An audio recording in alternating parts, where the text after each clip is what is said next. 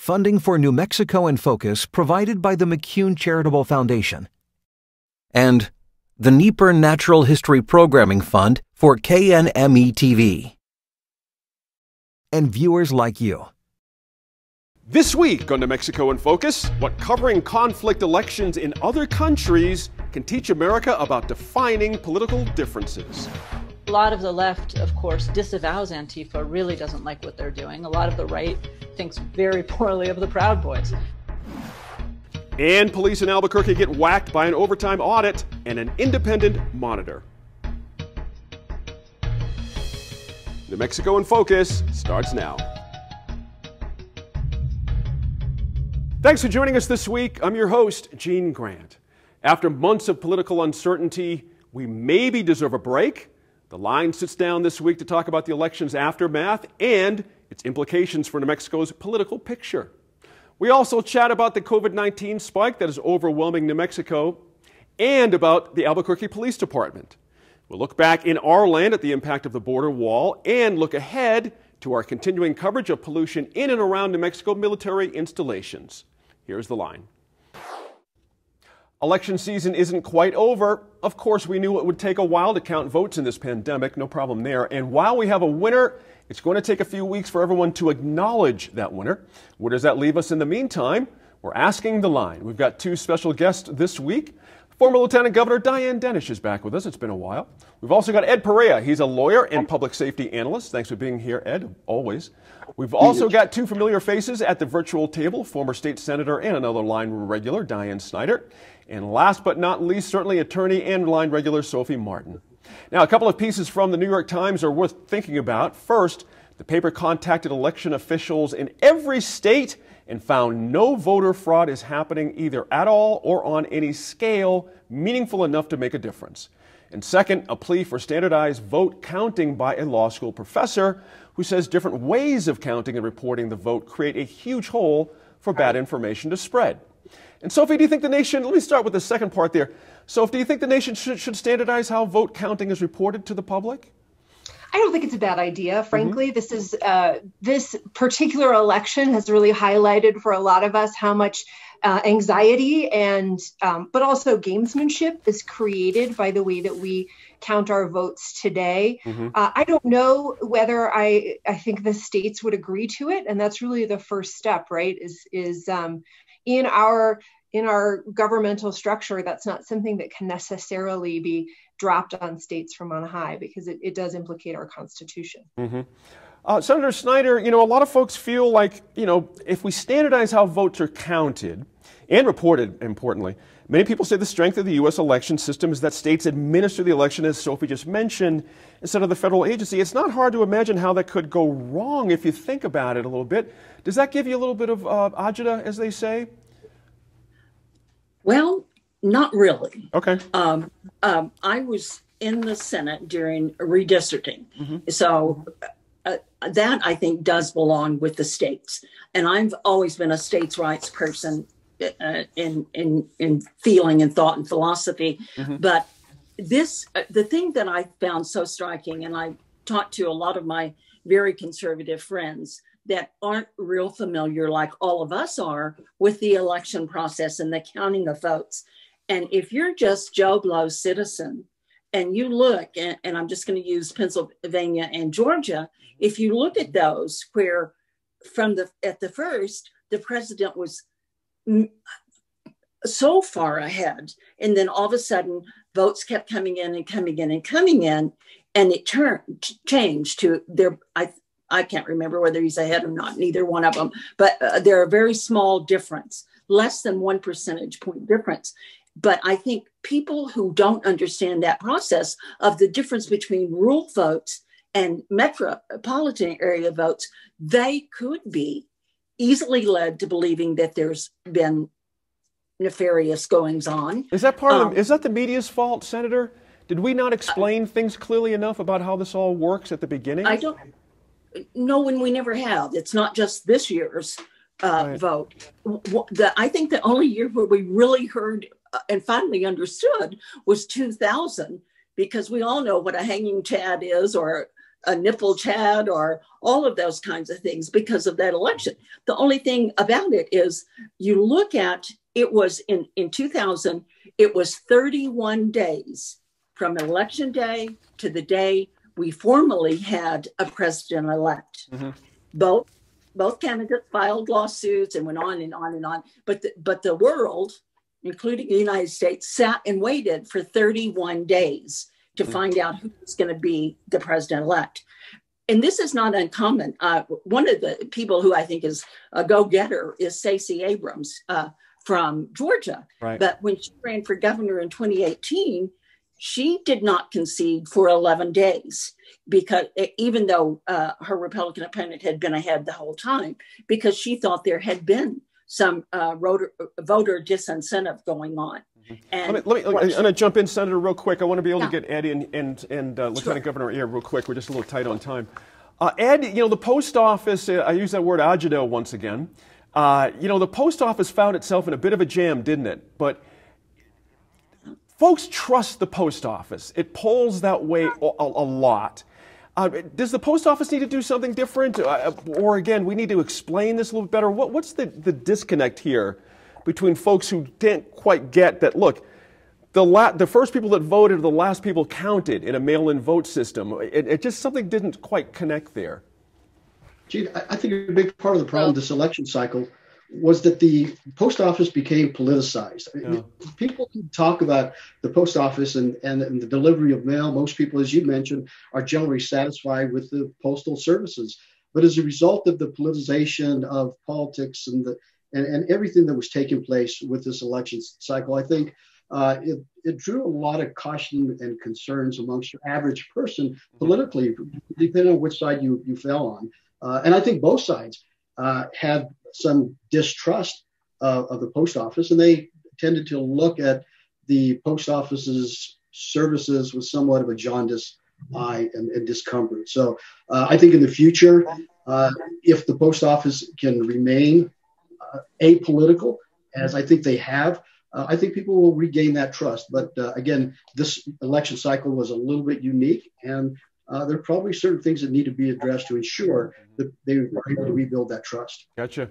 Lieutenant Governor, I got a question for you, and I want everyone to kind of join in on this. A tradition holds in politics that sometimes when you have competent people, they're going to be tagged to come join the party in Washington. And perhaps the rumors out there about our governor, our Deb Haaland, for Interior Secretary, we've got notes of Martin Heinrich, Senator Heinrich as Interior Secretary, Senator Udall now, ex-Senator Udall as. Where do you see the pieces sort of falling? First things first, do you think the governor has a chance to really become part of the Biden situation? And should she, if in fact she gets tagged to do so? Well, thanks so much for putting me on the spot like that, Gene. I appreciate that. Mm-hmm. But I do want to say one thing about the voting. I think the media did a really good job of encouraging people to put their votes in the mail early. So I think that's one thing that the media did. It was very helpful in this election to put those absentee ballots in. But let me just say, first of all, I'm so excited that 3 people from New Mexico are really the only names in consideration to be Department of Interior Secretary. And we have so very viable expertise, and it says something about how New Mexico approaches the land and the conservation of the land. So whether or not the president-elect will choose 2 cabinet secretaries from New Mexico, I think is probably questionable. I think it's a very hard calculus on behalf of the governor to make a decision to leave in the middle of her first term, especially in the middle of a crisis that she's well qualified to handle and that she's wrangling with right in the middle. But she certainly would fit the role that she's being considered for at the Health and Human Services Department. But we do have these great opportunities for New Mexico once again to be a shining star. And Deb Haaland, I understand, is moving right up there. She's got 120 tribal leaders who have written letters on her behalf to be Interior Secretary. And certainly Tom Udall has a family history and the resume of being qualified to be Interior Secretary. So it's an exciting time for New Mexico in the middle of all the chaos. Mm-hmm. You know, Sophie, you know, speculation is one thing. It happens all the time. We can think back to when Governor Richardson almost had that commerce position that didn't quite work out. We've been down this. I remember that, Gene. I remember that. I bet you do. But that makes the point. You know, when a chess piece moves on the board, other pieces move as well. And Sophie, if in fact it's Mr. Heinrich, that for Interior Secretary, that would open up a whole interesting set of dominoes falling over. That would be fascinating on a lot of levels. First of all, being the governor appointing someone to replace him in that position as well.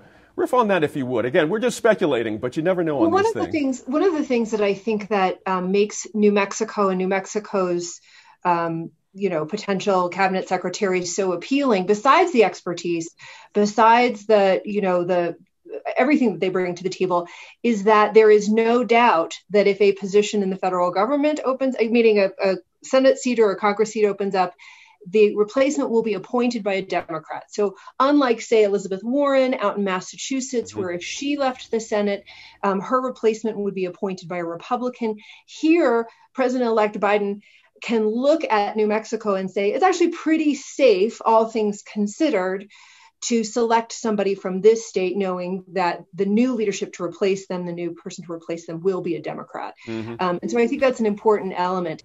Certainly, Martin Heinrich has built his political career on sort of balancing the progressive politics, in our communities with an appreciation for an understanding of the great outdoors and the necessity to protect our natural heritage.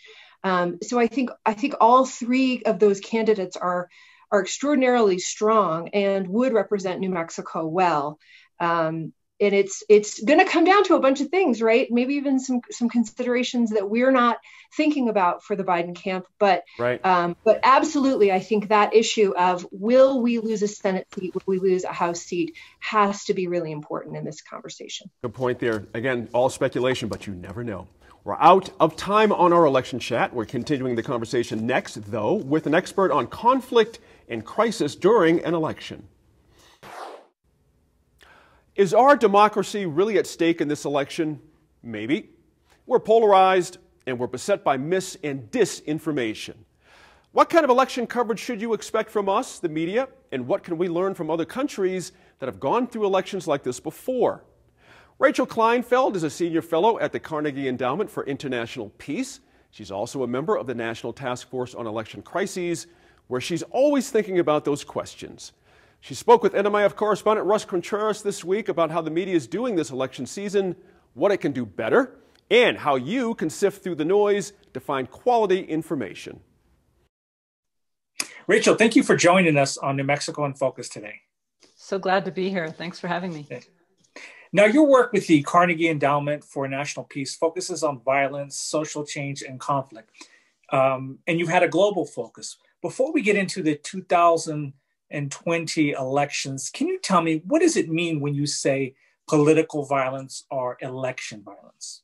Sure, it's a great question. So when we look at this question overseas, what we're looking at are people who are using force, not just actual violence, but intimidation or the threat of violence, to influence who has a say in the political process. So it can be at an election, but it can also be at a protest. It can also be whether they have the right to free speech or are worried that if a journalist speaks, they'll be shut down or even killed. So the basic idea is the use of intimidation or force to quiet people who need to speak in a democracy. And as the 2020 election approached, how did you decide to work together with Amanda Ripley on a guide for journalists to cover conflict elections, especially here in the United States, of all places? Sure. So internationally, the idea that journalists have a real civic role to play in taking the temperature down, reporting in a way that doesn't add to conflict is very well known. You see that in other countries, but we don't see that here. It's just not a way that journalists think about their role in the United States. And what we were seeing was that the same kinds of conflictual dynamics, high polarization, people arming themselves, a lot of because of COVID, actually, a lot of arms being bought by first-time users because of the coronavirus, but nevertheless worrisome signs we were starting to see in the United States. And I was on a press call where I was explaining the worries and also the ways that we were not so worried. And afterward, got lots of calls from journalists where I recognized the language they were using was exactly the wrong way to talk about it. If we were overseas, it was just what would ignite the problem.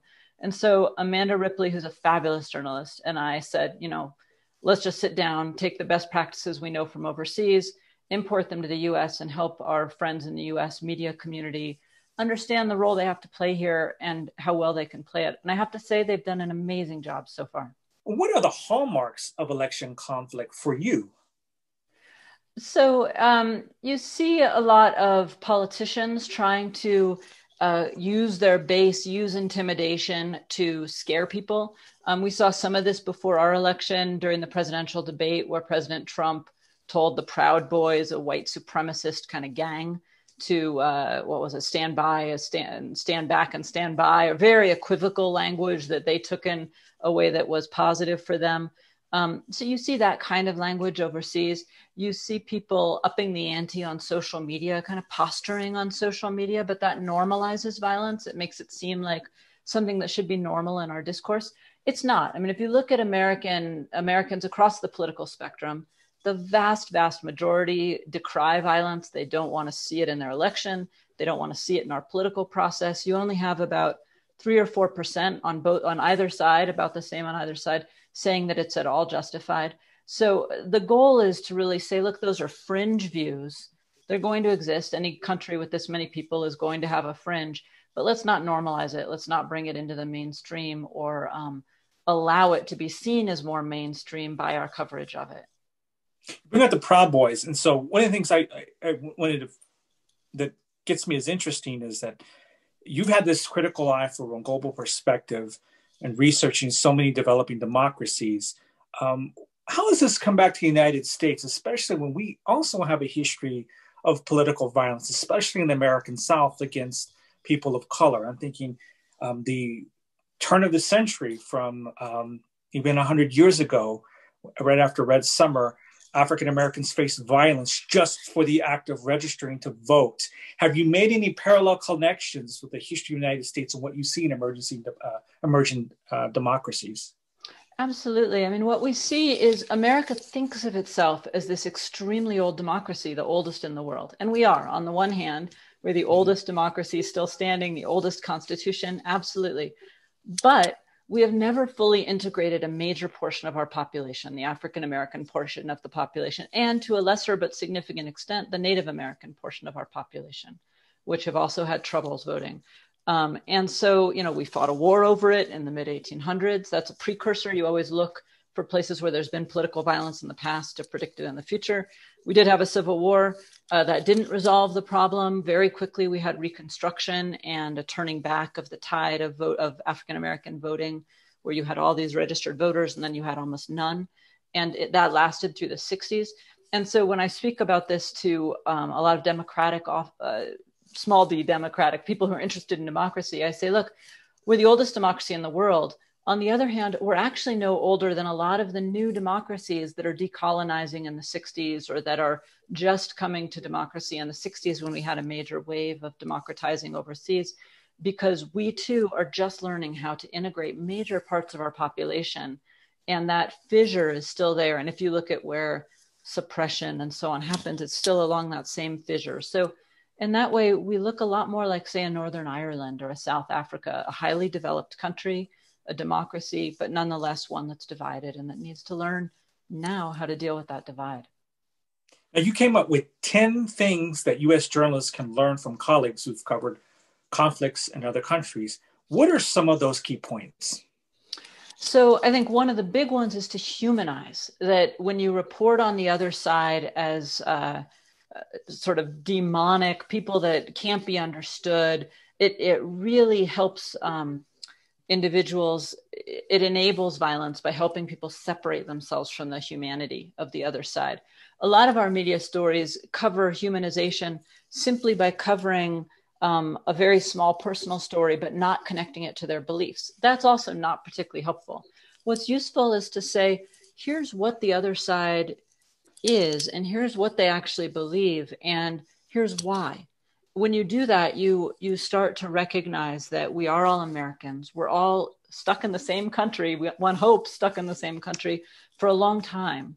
And we need to figure out where we actually disagree, where we have different precursors but have levels of agreement, and where we can start finding those areas to come together. So humanization, super important. I've already talked about denormalizing violence. There's also the importance of being really precise in how one talks about groups that are using violence. So instead of saying a far right group or a far left group, to say the Proud Boys or Antifa is important, because a lot of the left, of course, disavows Antifa, really doesn't like what they're doing. A lot of the right thinks very poorly of the Proud Boys. There's no reason to kind of normalize. So very precise language. And, you know, there were a slew of others I'm happy to go through. Now, at the time of this taping, many media outlets had called the presidential race for Joe Biden, and there's still some outstanding races across the country. When you look back, how did the U.S. news outlets do in light of these lessons that you have talked about? What kind of grade would you give us? So I sit on the National Task Force for Election Crises, and this is a bipartisan group. It includes people like Jim Baker, and it includes people who audit elections for a living. And we've all been talking a lot to the press. And as a task force, we were speaking frequently with the 6 major outlets that call elections and sharing these points with them and so on. I think they did wonderfully, honestly. I think they did really, really good. Maybe I'd give them a B+. I'm perhaps an easy grader, but I think they did very well given the difficulties of the situation and how fast they had to learn. One of the things that Amanda and I wrote about was the importance of always including the denominator, that you always say, here's how many votes have come in, not just the state is leaning red or leaning blue, because we expected a blue shift because of the number of absentee ballots that had been asked for by Democrats. What we were expecting was a lot more red coloring in a state on the day of, but small numbers reporting. And we were worried that that would bring up the temperature. People would feel that the election was being taken as the absentee ballots got counted. That did happen to some extent, but because the press was so good at literally, in some cases, like Fox News actually put the number, 80% of the ballots are in, 75% are in, you could really get a sense of just how far along they were. And so, yeah, I think they did an extremely good job of making sure the American people were ready to know that they were not going to get results on election night, that was not a crisis, that there was no need for those results, that the process has gone pretty about as well as we could possibly hope, honestly, despite all of the chaos that's being created by the narrative that the White House largely has been behind. This was a very free, fair, easy election. We didn't even see the long lines that we've seen at past elections because so many people voted early. We saw very few technical glitches also because the voting early helped work that out. So in a way, this was a real powerhouse of an election that went extremely well, and the media helped with that. Now you're bringing back my grad school days, because if I got a B+ in any grad school class, I went to the professor and said, all right, thank you for my B+. How can I get an A? Where are the areas that we can improve? Because I'm not satisfied with this B+. I want perfection. Where can we improve? Well, I think now there needs to be a little more situation of where we are now. I think the media is confused about how to report on this current period for good reason. It's a difficult period that we're in. We've never had a president refuse to concede when the states look pretty clear. So I think, again, setting a denominator, even if every single legal challenge broke Trump's way, he would still not win. And just trying to calm people that it is fine to let this process play out. We have a legal process and it is correct to let it play out. But the people have spoken. They spoke in an unprecedented number. We haven't had returns like that in the last 100 years. That's great for democracy. I just think the press could do a better job now of letting the American public see that this was a real win for them, that they came out on all sides across all demographics and different kinds of voting. And they voted, they made their voice heard. It was heard. This was a very free and fair election. 2 groups of international observers that President Trump okayed have said it was a great election. So a little more of that and a little less of covering the ins and outs of a president who's having real trouble letting go. Now, violence comes up several times in your guide. Since the civil rights movements, we're not used to broad violence after modern elections here in the U.S. Unfortunately, should we expect a change in that? What is the forecast? So I think this election was also very encouraging for that. I was on a group of people monitoring traffic to look for far left violence, far right violence problems. And we did have a number of individuals, we're a nation of over 300 million people. That is not to be unexpected. But the law enforcement handled them very well. I'd say that the protesters and individuals who were mobilized on both sides handled themselves very well. And in general, this was extremely peaceful aftermath to a quite contested and hot election, which is great. And so I think that if Americans can get through the next couple of weeks of difficulty, we're actually on a glide path toward healing. And I think we need to heal. There are people who are mobilized toward anger, and they're being mobilized both by conspiracies like QAnon, by foreign adversaries, and by the media bubbles that we all live in. And we need to take a real step out of that and think that we are all in this country together. We are not having another civil war. And we need to figure out how to manage our differences and not let them further separate us, because we need our country to be governable. We talked a lot about media accountability. What is the role of the public? Is there a media literacy aspect for this, for the public? And are there relatively simple reminders that citizens can give themselves in the process of this fragmented news cycle? That's a terrific question. So at the National Task Force and other groups like it, we've been saying, look at credible news sources. This is hard because I have a 5-year-old. I'm trying to teach her how to do research on the internet. What is a credible source? We're motivated to find things that prove our points. And the algorithms on Facebook and so on are motivated to send us to things that further our beliefs that we already have.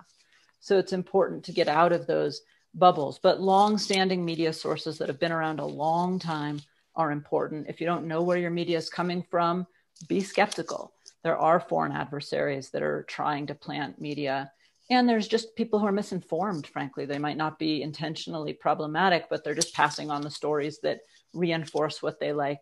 I remember one that came to me was about Trump's mother. This was in 2016, Trump's mother saying that she always said he should never be president. Well, you get a note like that and you think, well, what mother would, first of all, say that ahead of time about their kid? It just didn't ring true. You have to double check things that prove your point too much. So yes, there's a need for media literacy. The country that's done this best, frankly, is Finland. Finland, because they were on the edge of the Soviet Union, and for so long they were targeted by the Soviets for misinformation that the body politic, the citizenry there, just got extremely good at being aware of where they were getting their news. And now America needs a little bit more of that too, a little more healthy skepticism and outreach to the other side. Rachel, thank you for joining us today. Thank you. It's been a real pleasure. We are entering what promises to be a very difficult holiday season. The COVID-19 pandemic is getting much, much worse. The rates of infection are up, as are cases and deaths. Hospitals are overwhelmed and begging people to stay apart, wash their hands, and wear a mask. We're gauging the government's reaction to the crisis, and we're expecting changes to the public health order as we sit here and tape this on Thursday. We're seeing this on Friday night, so if it happened, you know why. To the public health, as we as a state, have we just stopped listening to the governor and the experts here? This is my number one question. It's a very difficult one. Sophie, let me start with you on that. We're getting some other voices in the mix now. We're hearing from hospital CEOs, but the numbers, I mean, you're talking about over the weekend, an extraordinary amount of cases just in a couple of days. What is no one being heard anymore? What's going on here? I can speak to my own experience, and I will say that I have caught myself at times having sort of categorized activities into that's a dangerous activity and that's not a dangerous activity. So I'm very careful, for instance, when it comes to grocery stores. I'm not going to hair salons, things like that. But I catch myself and sometimes the other people around me thinking, oh, do we need a mask? Yes, we need a mask, right? We're going to be within 6 feet. oh, do I need to, with you, this person who I trust, do I need to follow all of the rules? And what we're hearing is that a lot of the spread seems to be happening in family groups, in social settings where people do trust each other. Yep. And so then think, okay, well, I don't have to do all of those things. And I think that, so I think in some ways it's like our idea of what we can and cannot do has solidified a little bit into not quite the safest set of activities. Right. Ed, again, it's a difficulty for the governor. She, as Sophie mentioned, she has tamped on gatherings, but New Mexico is about family. You know what I mean? This is what we do. We gather in family units. How can we possibly ask folks as families to not gather for the holidays? Is that actually a reasonable ask? Gene, that's going to be very difficult because you're right. We are a family-oriented community, a family-oriented state, and the big holidays coming up, Thanksgiving and Christmas, this is where families who tended not to even seeing each other for 6 months, 9 months, this is now their opportunity. So it's going to be a difficult decision for many people to make, but ultimately you have to ask yourself, and each family member has to ask themselves, is this worth it? Especially if you have family members who are in some of the high risk categories, the elderly or underlying conditions. And it's difficult. Often most people don't accept the seriousness of the problem unless it's staring them right in the face. Right. And we've seen so many stories of people coming out afterward who either had COVID and had a difficult time going through it or lost family members. And that's going to be the point that's going to be so important to get across to individuals, that this may be the 1 year that you make those sacrifices in the interest of family. And there may be no greater thing you can do for your family other than make a sacrifice. But it is going to be a difficult decision for many people to make. If I can jump in and add to Ed's list of what's coming up in the next couple of months, it's not just Thanksgiving and Christmas. We also have a large number of feast days that actually have started, right? And that is a very significant period, for our tribal communities. The feast day is in many ways about coming together as a family, as an extended family. And so that is also a real concern. And we see what the numbers are doing on the Navajo Nation as well. So to make that point, Lieutenant Governor, Santa Fe and Rio Rancho have abandoned their return to school efforts, even on a hybrid basis. It's interesting. But something caught my eye in the Journal. That one line from Sue Cleveland in Rio Rancho stuck out. She said many students were planning to travel during the holidays, and people are talking. They're going. They're making plans. I'm hearing from friends saying, "Oh, I'm buying these super cheap airline tickets. It's so easy to travel right now." And is there any one person that can say, "Don't do this," that everyone will listen to? Well, let me just say, I think one of the good things about the election coming to a conclusion is some of the nationally known health experts are starting to be more instructive about ways to, if you are going to have a family gathering, if you are going somewhere, how to do it as safely as possible, understanding that some people will make those decisions. I couldn't agree more with what Sophie said. Is we all make a risk assessment about what's safe for us or who we trust. And I think we've all found ourselves in that situation where we say, oh, well, they're my friend and I know they haven't been doing anything, and so you can take off your mask. But we need to set those norms aside and say, every time you're talking to somebody, you need to socially distance, you need to be wearing your mask, you don't need to be hugging. And it's hard because we are a very friendly, family-friendly state.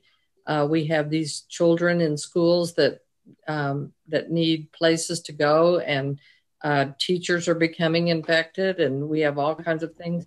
I think the governor has been extremely resolute in trying to be instructive about what we need to do. And I think with the change and with the national election coming to conclusion and more encouragement from national experts and the president-elect and other people, it'll be much easier for everybody to adopt a collective approach. Interesting point there. Just very quickly. Go ahead, Ed.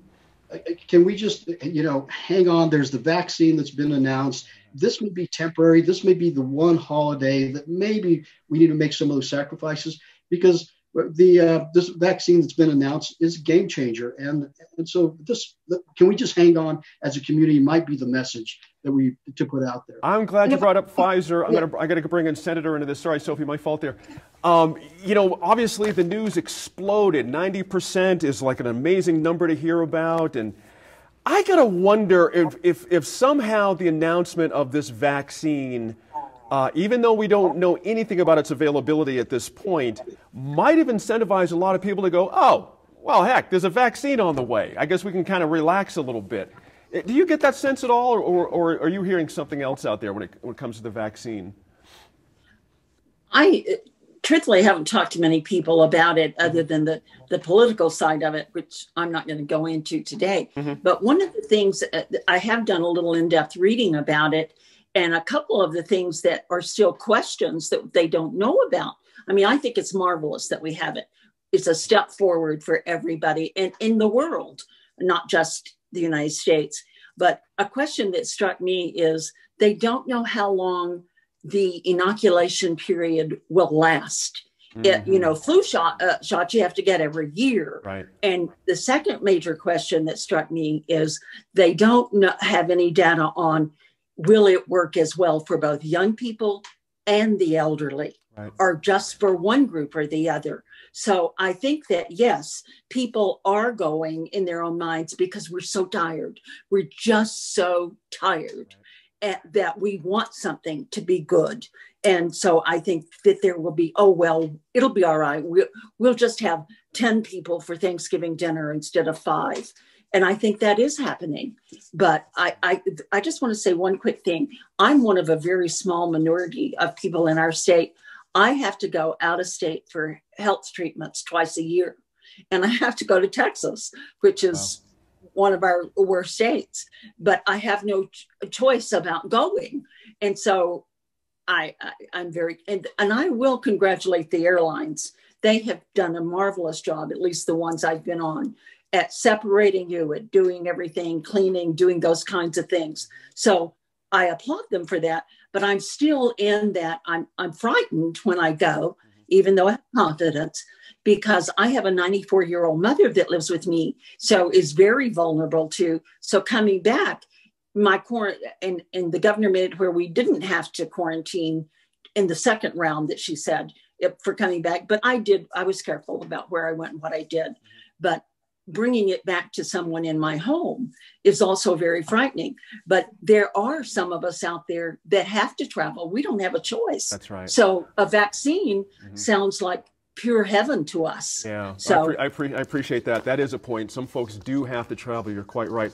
And a reminder again, we're taping this on Thursday midday, so if this sounds just a little bit off the beat compared to what you heard from the governor earlier this morning, meaning Friday morning, about the next steps, we apologize for that, but that's what happens in television. Now, we're back for one more segment in a few minutes, talking Albuquerque police. Last November, the Our-Land crew visited the border wall in southern New Mexico. They wanted to see firsthand the wall and its impacts on the landscape and wildlife in the U.S. border region. Over the past year, the wall has become even more controversial. It has spread even further and been built even higher. In southern Arizona, construction is underway near springs that not only are ecologically critical, but are also culturally important to tribes on both sides of the border. Meanwhile, the United States continues to detain migrants and separate families, and the Trump administration has continued its fight in the courts to divert money from the military in order to fund wall construction. Here's that episode filmed 1 year ago today. Along the U.S.-Mexico border in southern New Mexico, there's not a river or landforms that divide the two countries. It's the same Chihuahuan desert, the same connected aquifers beneath soil and stone, the same creatures leaving their prints behind in the sand. We know there are a lot of species out here because we've set out wildlife cameras and we've captured videos and photos of them. The images collected by the Southwest Environmental Center include mountain lions, bobcats, javelinas, deer, coyotes, and foxes.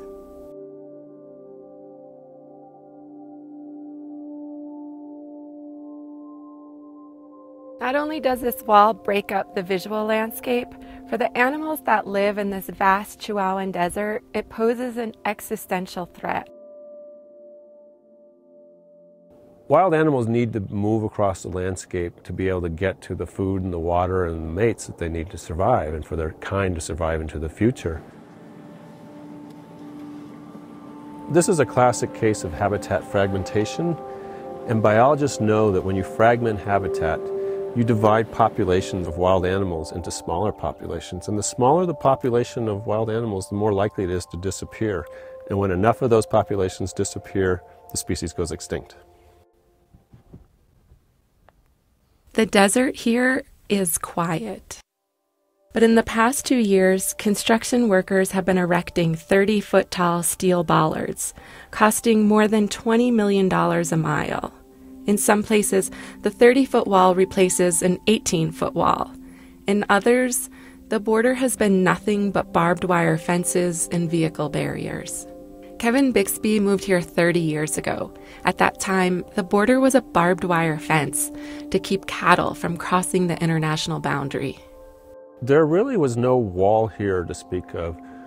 What there was these vehicle barriers that are maybe 4 or 5 feet tall. Really no problem for wildlife to get through. When people say that this administration has not built any new wall, it's not correct. For centuries, people moved across this landscape too, to trade, travel, follow wildlife, migrate with the seasons, to build lives on either side of a line in the desert agreed upon by 2 countries.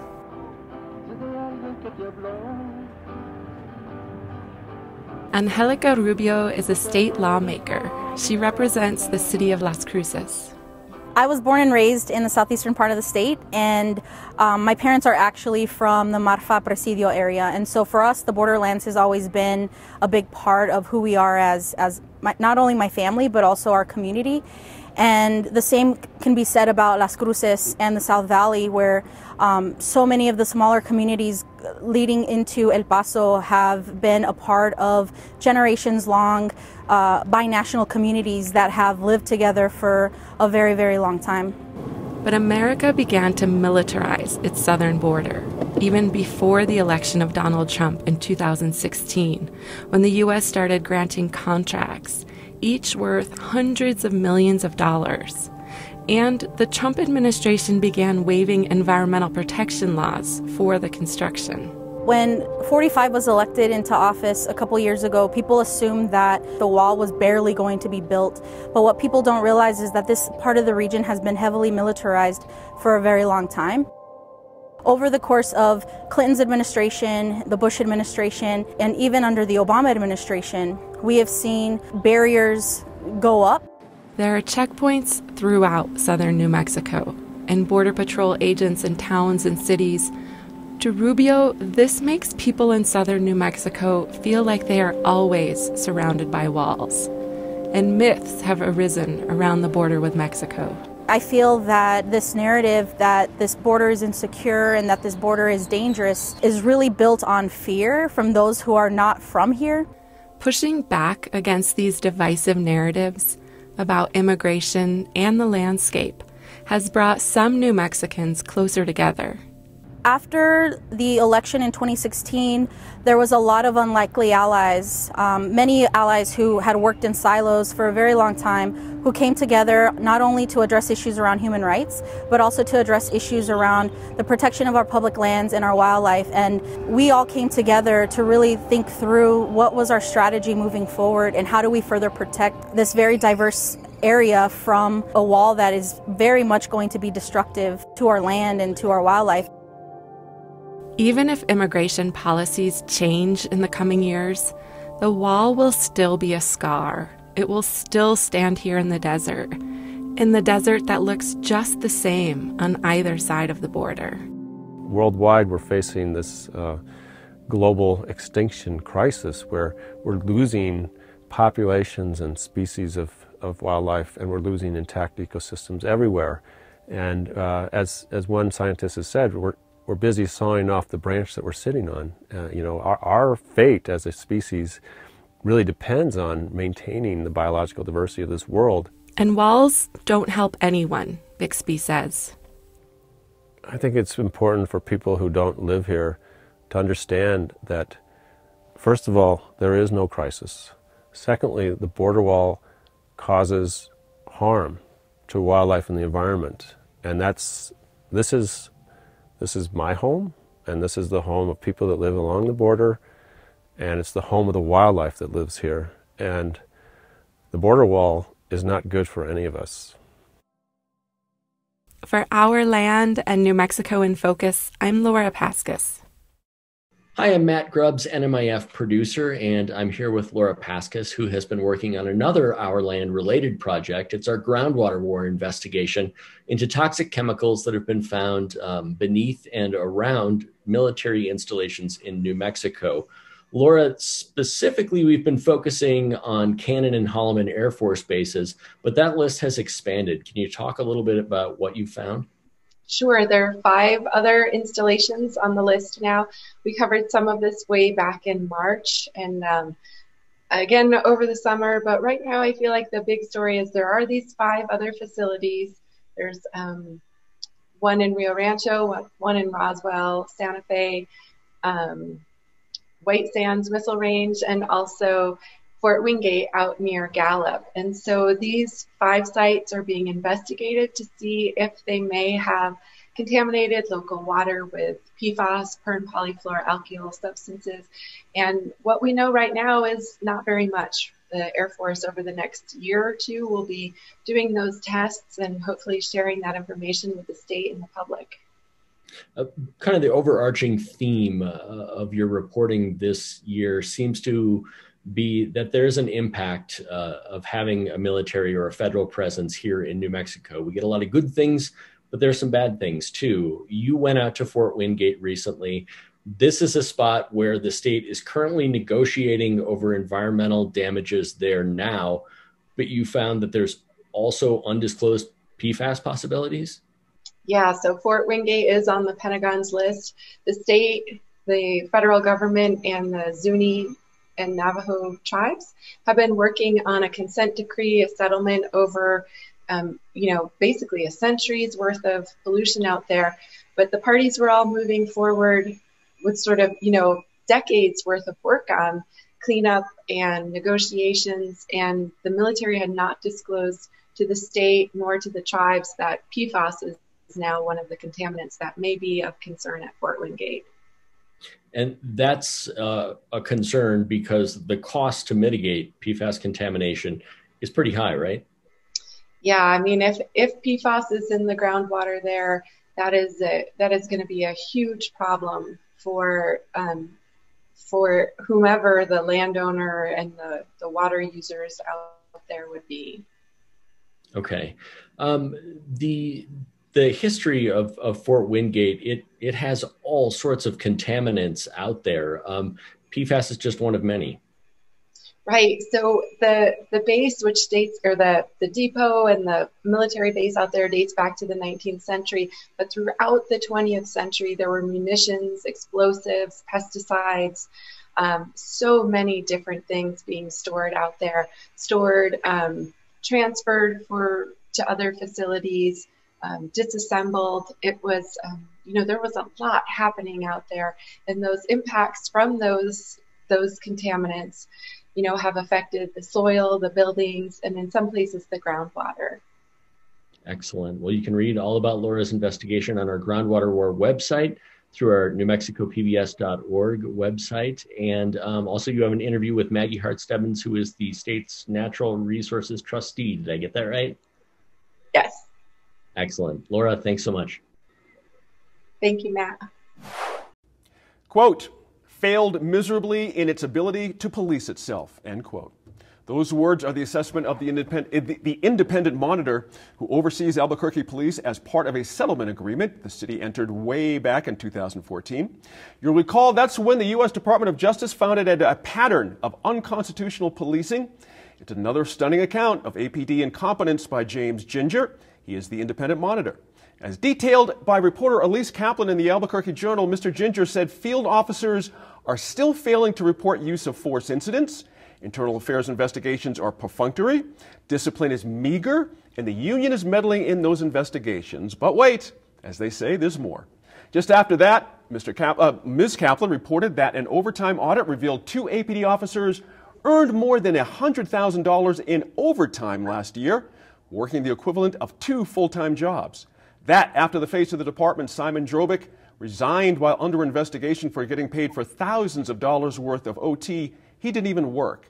Ed Perea, I could spend the next 7 minutes reading from a list of what's wrong with this department. You could too, but my word, when is this going to get cleaned up? What's your sense of what's the turn that needs to be taken here from the report by Mr. Ginger?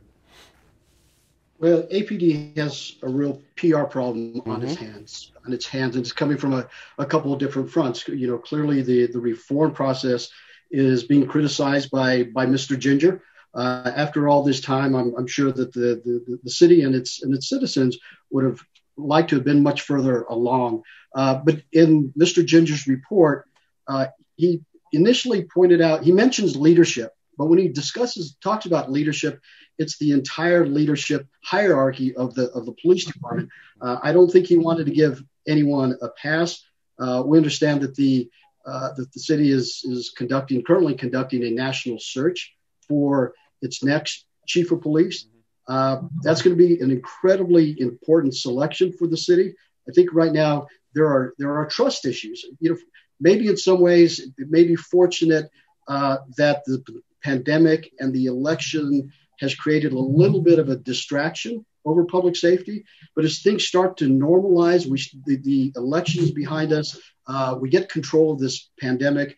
The focus is going to draw its attention back on APD and how APD is functioning as an organization. And so I know that the mayor in his national search is trying to find that right person for the job, and that's going to be critical. Who do you bring in for that position? I think he's also going to have to deal with the fact that he is up for re-election next year, right. And I'm wondering if that might chill some of that applicant pool, those who might be top-notch potential chiefs of police, but not want to take that risk. So there are a few things in which this administration is going to have to overcome in their selection of the chief of police. Gotcha. I know in the past search, they had some high-caliber individuals who had an interest in Albuquerque, and we hope to see an additional group of high-caliber individuals. That's an interesting point you make, though, about how the re-election might impact someone's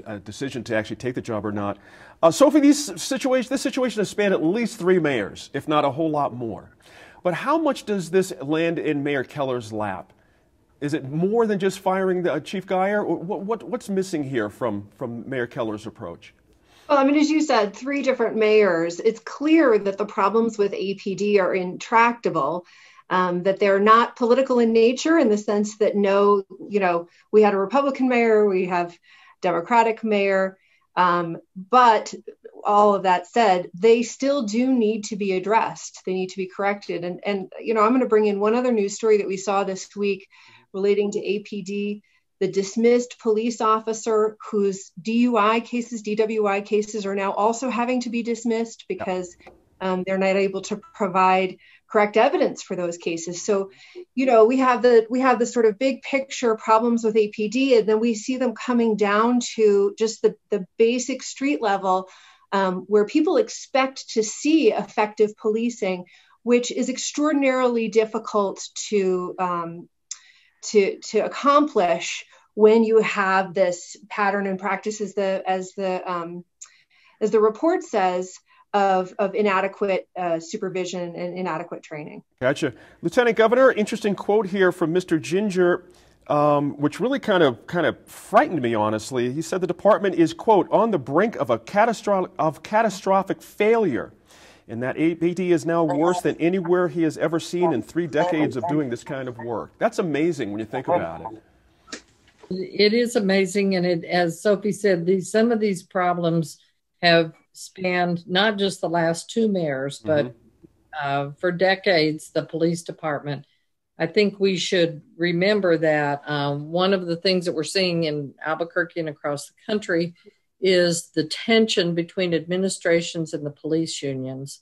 and the intractable nature of maybe the officers and the leadership really taking seriously the need for this change. Mm-hmm. It sounds like from the monitor's report, they're just going through the motions in many cases when they write their reports. Mm-hmm. And my advice to any mayoral candidate would be, do not campaign on a promise to change the police department. Right.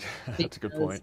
Everybody campaigns on that idea. That's right. And bring crime down, and it just doesn't happen. Gotcha. Just got a minute here, Senator. I apologize. Time's just a little tight today.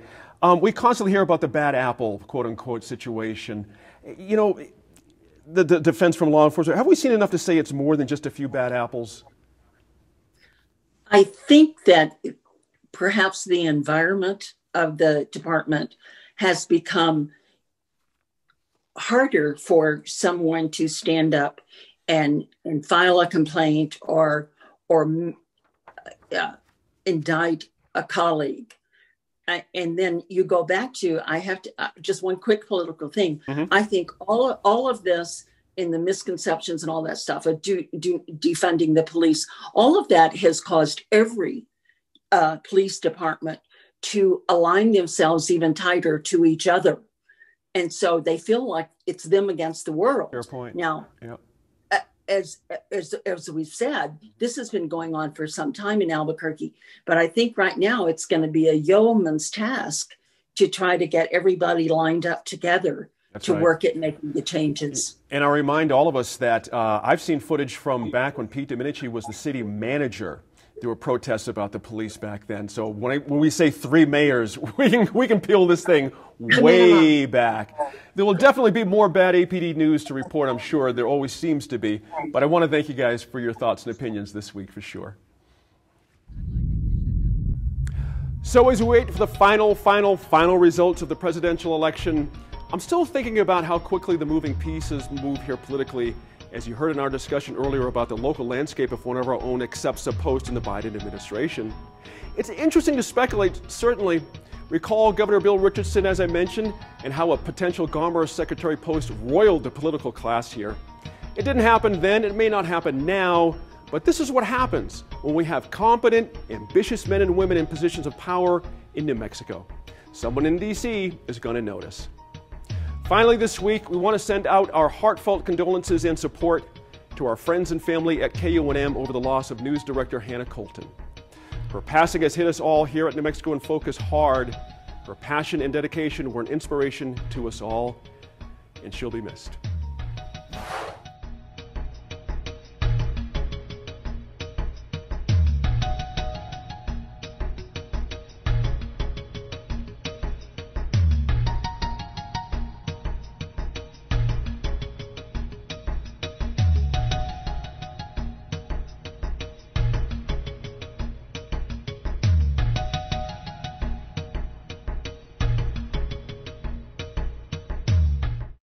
Funding for New Mexico in Focus provided by the McCune Charitable Foundation and the Nieper Natural History Programming Fund for KNME-TV and viewers like you.